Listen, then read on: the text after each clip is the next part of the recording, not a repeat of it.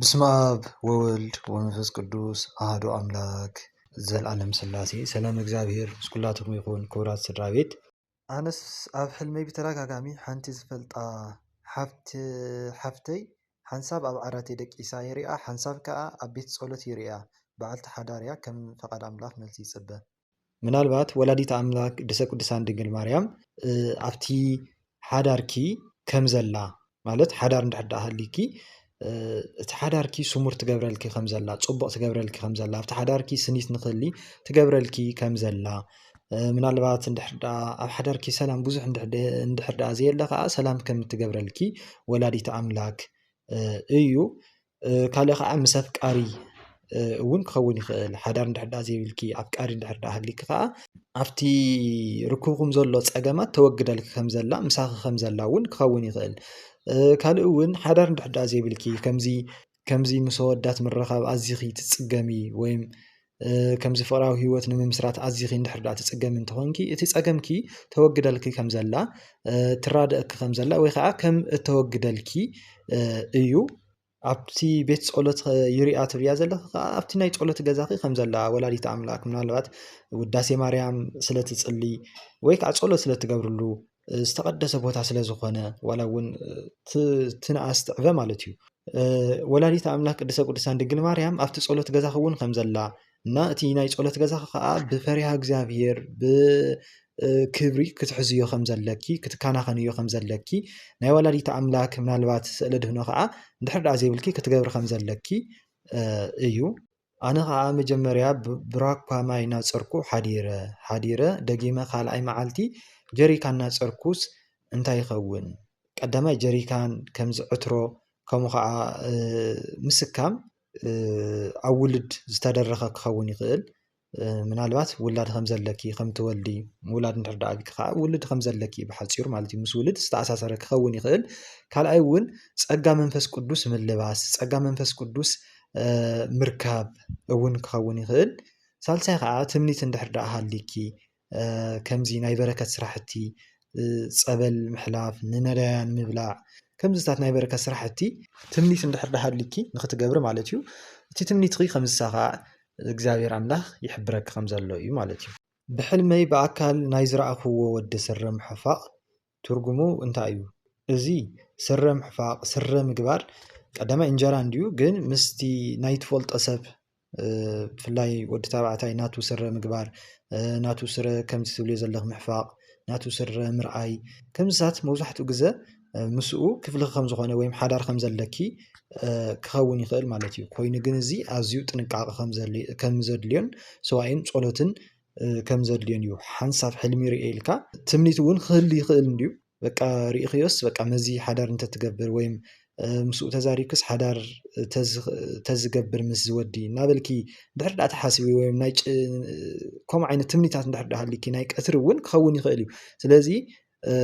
ናይዚ ሕልሚ ፍታሕ ብሓፂሩ ሓዳር ከም ዘለኪ ወይ ምስኡ ሓዳር ከም ትገብሪ እዩ ግን ካብ መንፈስ ቅዱስ ድዩ ካብ ናይ ቀትሪ ስኢልካ ሃለውለው እናበልኩ ዝሓለምክዎ ድዩ ወይስ ካብ ናይ ርኩስ መንፈስ ድዩ ዝብል ናትኪ እጃም ይኸውን ማለት እዩ ክትምርምርዮ ከም ዘለኪ እዩ ኣነሲ ማዳመይ ጃኬት ሂባትንስ ተኸዲነዮ እንታይ እዩ እዚ ቀዳማይ ብታ ማዳምኪ ዝተመሰለት ወላዲት ኣምላክ ቅድስተ ቅዱሳን ድንግል ማርያም ጸጋ ትበኪ ከም ዘላ ጸጋ መንፈስ ቅዱስ ተላብሰኪ ከም ዘላ ዕድል ትበኪ ከም ዘላ ስራሕ በረከት እንጀራ ትበኪ ከም ዘላ እዩ ካልእ እውን ሓዳር እውን ክኸውን ይኽእል እዩ እታ ተስርሐኪ ማዳምኪ ምናልባት ከምዚ ርህርትን ጥዒትን ድሕር ኮይና ከዓ በቃ እንጀራ ትበኪ ከም ዘላ ከም ተሓልየልኪ መባልዕቲ ከም ዝኾንክን ክኸውን ይኽእል ማለት እዩ ኣብ ስደት እየ ዘለኹ ዝመልአ ክዳን ሻንጣ ኣለኒ ኣብ ውሽጡ እውን ቅርሺ ቀሚጠ ሓሊመስ እቲ ክዳነይ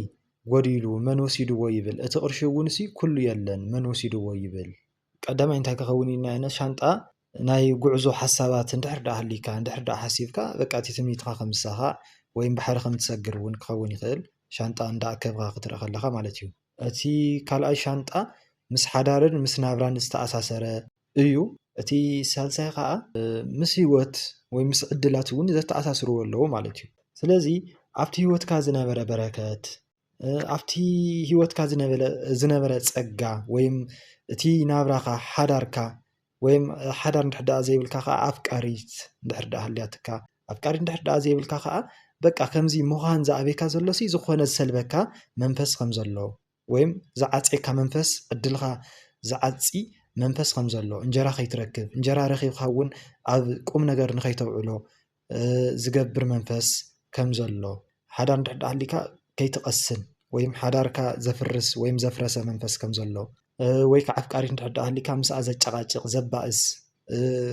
ምስኣ ካብኣ ዘርሕቕ መንፈስ ከም ዘሎ ወይ ከዓ ሓዳር እንድሕር ደኣ ዘይብልካ ሓዳር ንኸይትገብር ዝዓፀየካ መንፈስ ከም ዘሎ ወይ እውን በቲ ፀጋኻ ንኸይትጥቀም ተጠቒምካ ብስጋኻን ብነፍስኻን ንኸይትትርፍ ወይም ንኸይትጥቀም ዝዓፀየካ መንፈስ ከም ዘሎ ኩሉ ኣብ ሂወትካ ርኩስ መንፈስ ከም ዘሎ ክኸውን ይኽእል ስለዚ ጸሎት ክትብርትዕ ከም ዘለካ ንኣምላኽ ክትምሕፀን ከም ዘለካ እዩ ጀዋለይ ጠፊኣ እናበልኩስ ሓሊመ እንታይ እዩ ካብኡ ተበራቢረ ብዙሕ ሻዕ ተፈቲሑ እዩ ስለ ዘይተዳምፅዎ እዩ መስለኒ እምበር ብዙሕ ግዜስ ስለ ሞባይል ዝብል ፈቲሕና ኢና ሞባይል ክጠፍአካ ከሎ በቃ መንፈሳዊ ሂወትኪ ሓደ ክኸውን ይኽእል ምስ እግዚኣብሔር ዘለኪ ርክብ ልክዕ ከም ዘይኮነ ወይም ድኹም ከም ዝኾነ ክኸውን ይኽእል ወይም እቲ ጸሎት መንፈሳውነት ኩሉ ትገድፍዮ ከም ዘለኺ ክኸውን ይኽእል ማለት እዩ እቲ ሓደ ሓዳር እንድሕር ደኣ ሃሊኪ ፅቡቅ ኣይኮነን ሓዳርኪ ከም ዝፈርስ ክኸውን ይኽእል ውልድ እንድሕር ደኣ ሃሊኪ ከዓ ፅቡቅ ኣይኮነን ማለት እዩ እዚ እውን ወይ ከዓ ኣብ ውልድና ኣብ ሓዳር ዘይተደረኸ እንድሕር ኮንኪ ገና እንድሕር ደኣ ኮንኪ ከዓ በቃ ኣፍቃሪ ንኸይትሕዚ ዝዓፅወኪ ነገር ከም ዘሎ እውን ክኸውን ይኽእል ስለዚ ብሓፈሻ በቲ በለ በቲ ፅቡቅ ስለ ዘይኮነ ጸሎትኪ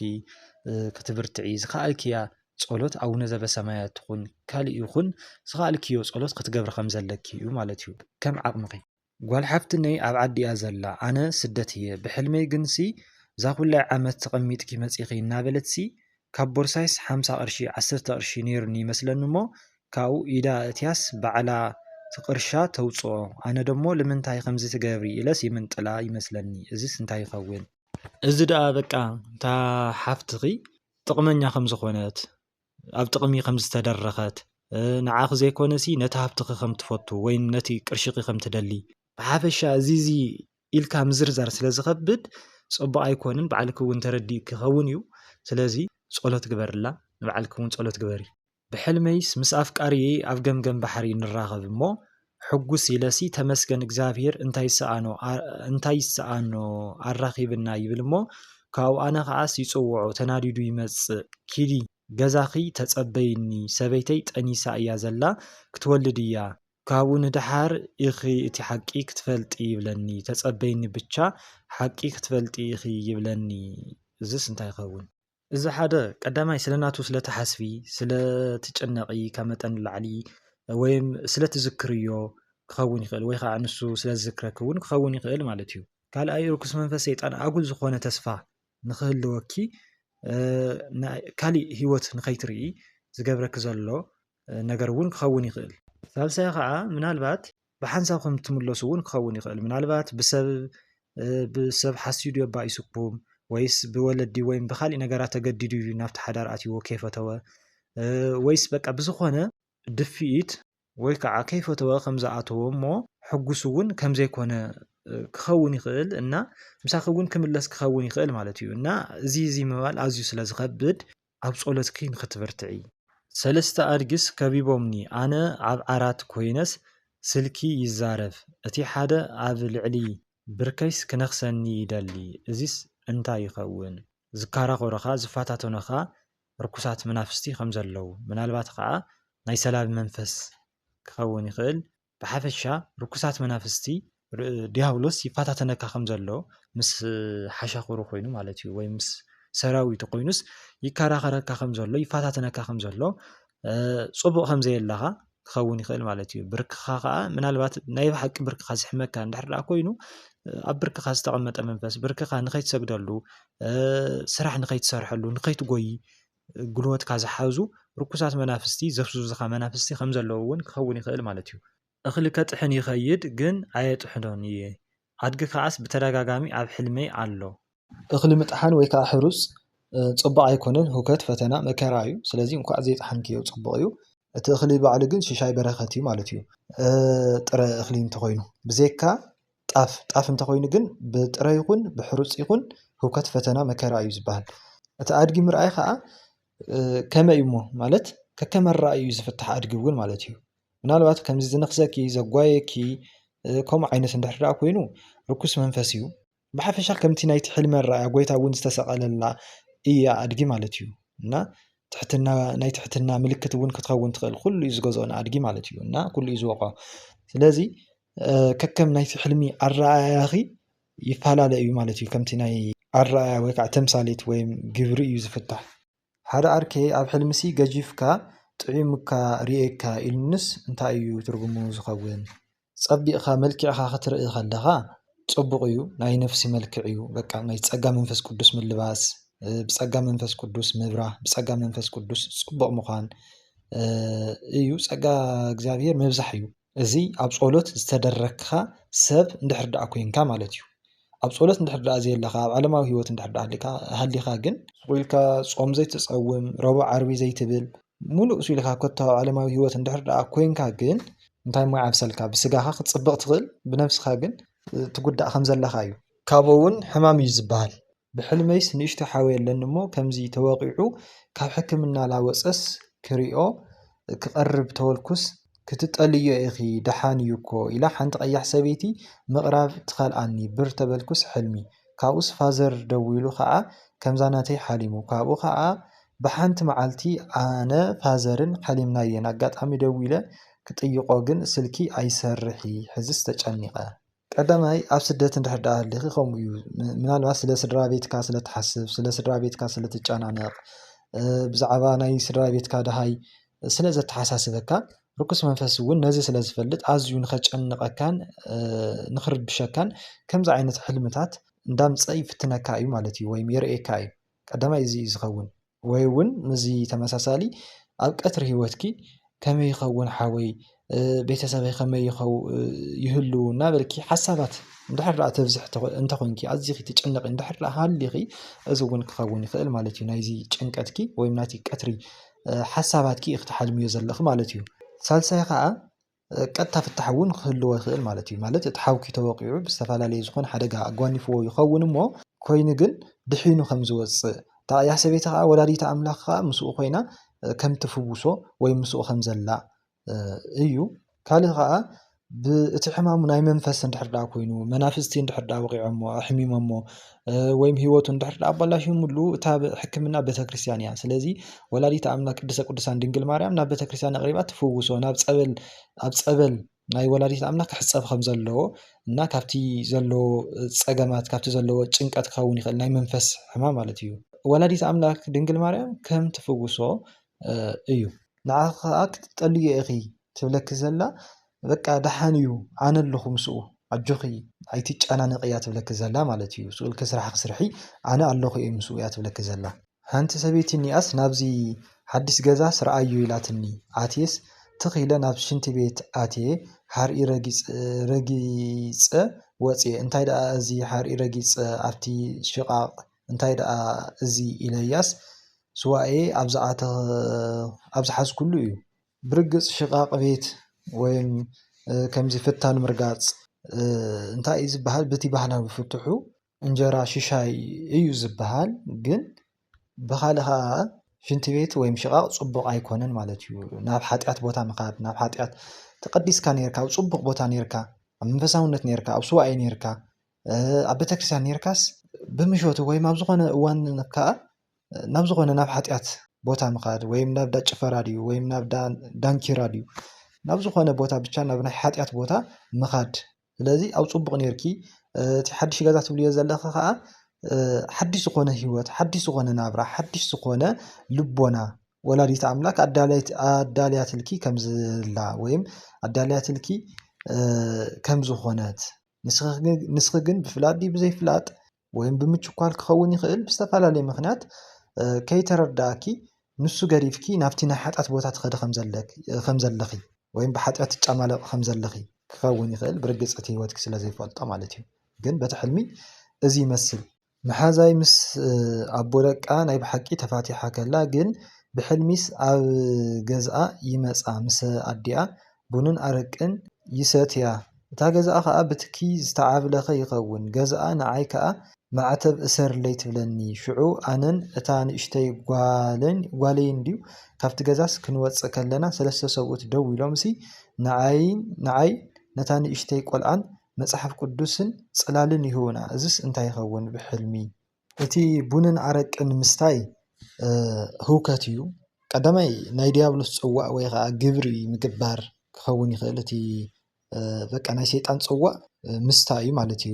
እቲ ቡንን እቲ ኣረቅን። ካልእ ከዓ ህውከት ነገር ፅልኢ ባእሲ እዩ ቡንን ኣረቂ ማለት እዩ። እቲ ገዝኣ ብትኪ ዝተዓብለኸ ነይሩ ትብልዮ ዘለኹ ከዓ ብህውከት ብነገር ብባእሲ ብፅልኢ በቃ በዝታት እቲ ገዝኣስ ከምኡ ከም ዝኾነ ወይ ከዓ እቲ ገዝኣ ኩሉ ብርኩሳት መናፍስቲ ከም ዝተኸበበ እቲ ናብራ እቲ ሓዳራ ማለት እዩ። ማዕተብ እሰርለይ ትብለኪ ዘላ ከዓ ሃይማኖት ኣፍልጥኒ ካብቲ ዘለኹ ህይወት ንክወፅእ ሓግዝኒ ብፀሎት ክደግፍኒ መዓድኒ ገስፅኒ እያ ትብለኪ ዘላ ማለት እዩ። ናብ ሃይማኖተይ ንክምለስ ወይ ሃይማኖተይ ኣፍልጥኒ እያ ትብለኪ ዘላ። ሽዑ እቶም ሰለስተ ሰብኡት ትብልዮም ዘለኹ ከዓ ኣጋእዝተ ዓለም ቅድስት ስላሴ ኣብ ወልድ መንፈስ ቅዱስ እዮም። እቲ መፅሓፍን ቅዱስ ፅላልን ዝህቡክ ዘሎ መፅሓፍ ቅዱስን ፅላልን ዝህቡክ ዘለዉ ከዓ እቲ ፅላል ውሉድ እውን ይበሃል እዩ ሓዳር እውን ይበሃል እዩ እንድሕር ኣብኡ ዘይተደረግኪ እንድሕር ደኣ ኮንኪ ማለት እዩ። እና መንፈሳዊ ዝኾነ ሓዳር መፅሓፍ ቅዱስ በቲ ዝፈቅዶ መሰረት ሓዳር ከም ዘለኪ ውሉድ እውን ከም ዘለኪ ክኸውን ይኽእል ማለት እዩ። እቲ ሓደ ኣብ ሓዳር እንድሕር ደኣ ዘይተደረግኪ እንተኮንኪ ወይ ሓዳር እንድሕር ደኣ ዘይብልኪ ማለት እዩ። እንድሕር ሓዳር እንተሃሊኪ ፅላል ብካሊእ እውን ማለት እዩ ናይ ኣጋእዝተ ዓለም ፅላሎም የንብሩልኪ ከም ዘለዉ በረከቶም ረድኤቶም የንብሩልኪ ከም ዘለዉ ይህቡኪ ከም ዘለዉ ኣጋእዝተ ዓለም ቅድስት ስላሴ ምሳኺ ከም ዘለዉ እዩ። ስለዚ ክትዝክር እዮም ከም ዘለኪ ምናልባት ትዝክር እዮም ድኽ ኮንኪ ኩልሻብ ሰይፈ ስላሴ ሰይፈ መለኮት ትፅሊ ድኽ ኮንኪ መልክዕ ስላሴ ትፅሊ ድኽ ኮንኪ እንድሕር ደኣ ትፅሊ ተኮንኪ እቲ ፀሎትኪ ተሰማዕነት ከም ዝረኸበ እንድሕር ስላሴ ዝክሮም እንድሕር ደኣ ትገብሪ ተኮንኪ እውን እቲ ዝክርኪ ከም ዝተቐበልዎ ምሳኺ ከም ዘለዉ ብርግፅ ቅድስት ስላሴ ምሳኺ ከም ዝኾኑ እዮም ዝሕብሩልኪ ፍቅሮም እዮም ዝገልፁልኪ ዘለዉ ማለት እዩ። ፅላሎም እዮም ዘንብሩልኪ ዘለዉ ዝራድኡኪ ዘለዉ ማለት እዩ።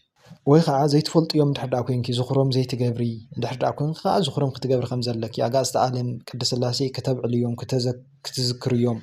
ከም ዘለኪ ሽዑ ንሶም ከዓ ዓብይ ዝኾነ በረከት ዓብይ ዝኾነ ግርማ ዓብይ ዝኾነ ነገር ከም ዝህቡኪ እዩ ማለት እዩ። ንክንጅምር ዘለዓልና ጀሚሩ ከዓ ንዘፈፀመና ንልኡል እግዚኣብሄር ክብርን ምስጋናን ይኹን ኣሚን።